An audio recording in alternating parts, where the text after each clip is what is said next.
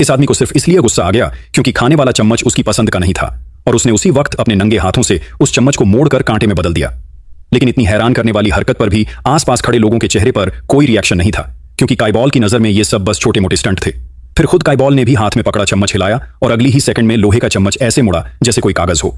उसे जेल में second master कहा जाता है, लेकिन इसका मतलब ये नहीं कि वो ताकत में दूसरे नंबर पर है, बल्कि इसलिए क्योंकि वो इस जेल का दूसरा ऐसा कैदी है जिसे बंद नहीं किया जा सकता। पहला है ओलिवा, धरती का सबसे आजाद इंसान। इस हाई सिक्योरिटी जेल में इन दोनों को छोड़कर बाकी सारे कैदियों को हर सुबह लाइन में खड़ा होना पड़ता है, चाहे वो कोई भी हो, यहां तक कि अभी अभी जेल में आया बाकी भी। लेकिन जब जेल गार्ड सुबह लेक्चर दे रहा था, बाकी ने देखा कि बाकी सारे कैदी एकदम सीधे खड़े थे जैसे लकड़ी के खंभे। लेकिन काइबॉल तो सामने से जम्हाई लेता हुआ आराम से गार्ड के पास चला गया। फिर दोपहर के खाने का वक्त आया।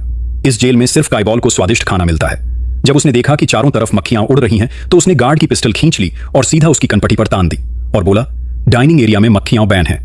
ये उसका प्रिविलेज था और इसी प्रिविलेज को हासिल करने के लिए कई कैदी उसे चुनौती देते हैं, जैसे ये भारी भरकम सूमो चैंपियन जो अब तक कभी हारा नहीं था। उसे लगा कि वो अपने वजन और ताकत से काइबॉल को कुचल देगा।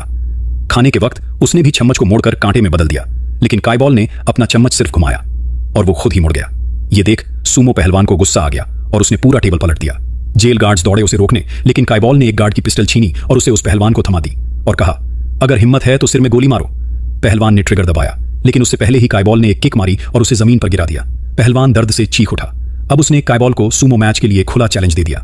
मैच शुरू हुआ और उसने काइबॉल को उठाने की कोशिश की, लेकिन काइबॉल 1 इंच भी नहीं हिला। फिर काइबॉल ने एक थप्पड़ मारा, इतना जोरदार कि उसका कान फट गया। फिर काइबॉल ने अपने बालों में से एक बाल खींचा और उसे पहलवान के कान में डाल दिया। बाल सीधा कान के अंदर कुकिया के चारों ओर लिपट गया और जैसे ही काइबॉल ने हल्का सा खींचा, पहलवान जमीन पर गिर पड़ा। फाइट खत्म। इसके बाद बाकी काइबॉल के पास पहुंचा और उसे चैलेंज करने ही वाला था कि अचानक जेल गार्ड दौड़ता हुआ आया और उनकी बातचीत बीच में रोक दी। और अगले ही पल गार्ड के हाथ में जो डंडा था वो जाने कैसे अब बाकी के हाथ में पहुंच चुका था।